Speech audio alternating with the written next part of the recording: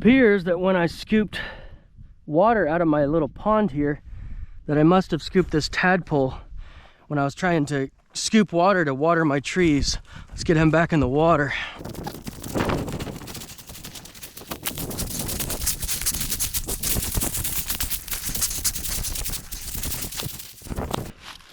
Go on, little buddy. There he goes. All right. Whew. Crisis diverted.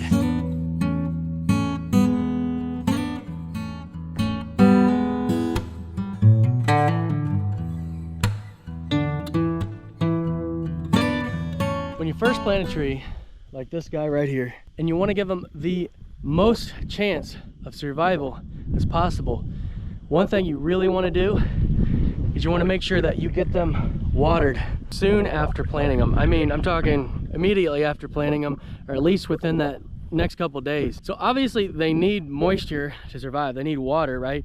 But that's not the only reason that you want to do that. So by watering your plants as soon as you plant them, so what you've done when you dig up all of this soil and you've placed it back on the roots, even if you've sat there and, you know, taken your foot and you've pressed it down, there's still going to be a lot of air pockets that are around those roots. And so those roots are going to be a little bit more drier. They're not going to be completely covered and surrounded by soil. But what watering does is when you water around here, what it does is it breaks up that soil into smaller particles. It takes those particles and it brings them down to the bottom, and it fills those air pockets up with dirt, and it surrounds the roots. That way your roots have a lot less susceptibility to getting dry, not having the right stability that the tree needs to have. So by getting plenty of water around your hole, you can make sure that that soil is completely surrounding those roots. And your trees have plenty of water to begin establishment in their new hole. Back here with the chestnut trees, back here on the small acreage, we ran out of time yesterday. I had to go get the kids from school, and I was kind of scared about leaving these essentially unprotected from the deer, because there is so many deer. There's such a high population of deer around here. I really thought they're going to see something new and want to come in and investigate. First glance around here, nothing seems to be messed with, but I'm going to show you guys what I'm going to be doing to hopefully keep the deer off of it. As you can see, I got the plastic guards on the bottom here that I've placed on each tree, and I explained those in another video, in the last video, but basically they kind of grow with the tree. They're also going to kind of protect the bottom there for any rodents or anything. So when I get my fence up, so I'm going to use this welded wire fencing. This is the fencing that I'll be putting around the perimeter of the tree. Potentially, like, rodents can easily go inside of these wires, right, and chew at the very bottom of that bark right there, which if they were to chew too much, they could kill the tree. If they were to put a ring around it, they definitely kill it. And we're just trying to prevent that. So that's what this plastic here at the bottom is going to hopefully prevent. Rabbits and stuff can dig under there. Any other little critter like that wants to sit there and nibble on these little trees, it will hopefully keep them away from that. So I want to show you guys exactly, you know, kind of how I'm going to be putting this around this tree. This is what we did at the park that I worked at for a summer. Of course, park deer, if you don't know, a lot of times they are habituated to human activity, and so we'd have these like super pristine fields, and we'd plant trees, and the deer would come up and they would just wreck them immediately. Because they're habituated to human activity, they're also pretty habituated to things like man-made objects such as fencing and stuff like that we might put there, and as well as scent. And so by placing these cages around these trees, you know, it does a very good job of keeping them away from it. Now, if they really wanted to tear it down, they probably could if they worked at it, but it definitely saves more. First thing you want to do is basically figure out what kind of size that you need to have around it. Obviously, if you got a lot of branches, you're going to want something that's a little bit bigger. This is basically, you know, your tiny little bare rootstock tree, so you're not going to need a whole bunch, but I am going to make it a little bit bigger just to give it plenty of room. I don't want anything reaching through there. So then you just cut it to the size that you need. I like to cut it as close to as I can onto one side. That way I can leave a longer piece of wire sticking out, and I'll show you why here in a second. All right, so once I've got my fence cut how I want it, we're just gonna roll it out. And now I'm gonna use these things I left long here. I'm gonna hook it onto itself like so. Then I can just wrap these around. So I make sure these are pretty secure, because if not, if they find any kind of weakness in it, they will rip this thing to shreds. Especially when it starts brushing out, getting lots of little leaves on there. They love those little tender leaves. And then if you have a tree out here in like the middle of a food plot like I do here, they just can't help themselves. Like bucks especially, when they're starting to rub, they just cannot help it. They have to come out here, they have to check this tree out, they have to, you know, maybe put a scrape around it or rub it up. It's like they just cannot stand having a lone tree out there. They just got to destroy it. And so it's really hard to get these trees established.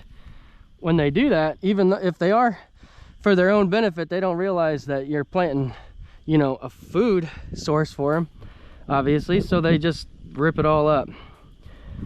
And there's just something about it. It's just kind of like a territorial marker that they can use that's very, you know, visual. And so if they can put a rub on there, they just can't help themselves.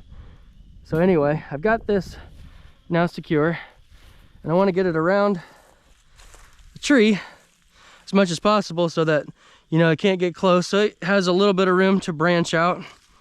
Leave, you know, for this one, I'm leaving about 1.5 feet, about 18 inches or whatever, around the entire perimeter of the plant. Now, I'm gonna get my steel post. I'm gonna put those on each side here to give it some rigidity so it doesn't just collapse. So I'm gonna stick those into the ground like so. I'm gonna take this off for a bit. I get my post hole digger, or my post pounder.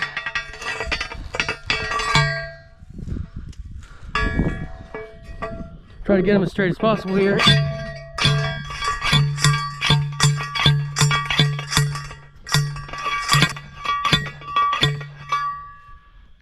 And put them into the ground a good bit.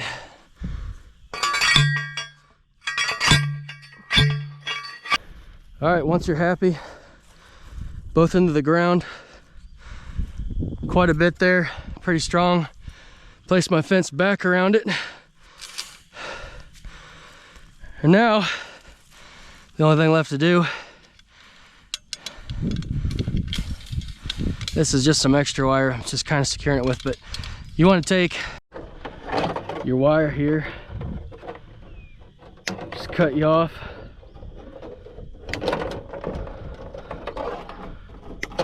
Between 4 to 6 pieces is usually enough. 3 on each side makes it pretty sturdy.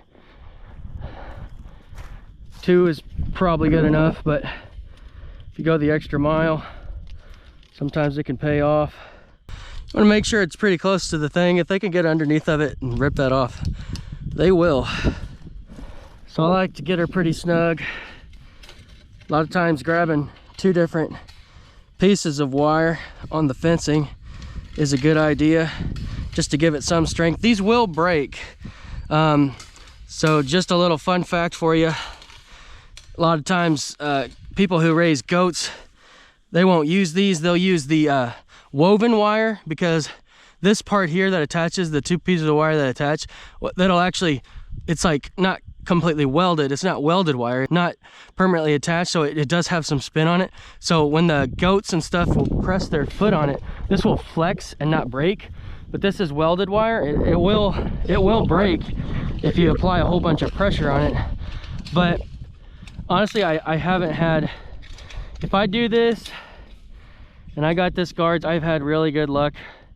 This is what we did in the park. This is what they told us to do, and it worked fabulously. Never really had any problems with deer messing with the trees. And those deer there, they are not afraid of human scent at all. They're not afraid of man-made objects. Doesn't bother them one bit. So if any kind of deer are gonna destroy it, those would be it. Okay, so now that I've done that, I'm gonna do that to each one of these trees. So now if you want to take another step, they make a product. It's a solar powered electric fence. You can get pretty cheap fence post.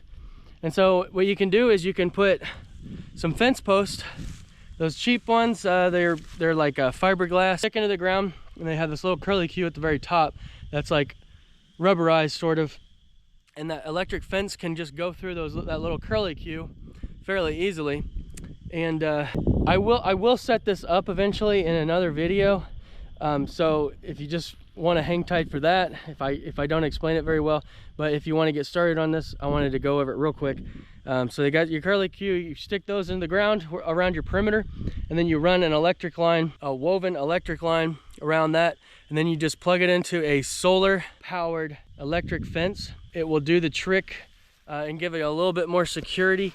You can go as crazy with that as you want. I've seen a lot of videos and stuff where guys will do like 3-strand all the way around, and then they'll come up a few feet, and then they'll put another strand or two, you know, a few feet away from that strand. So these deer basically, you know, they're gonna get shocked. They're not gonna get through this fence without getting shocked.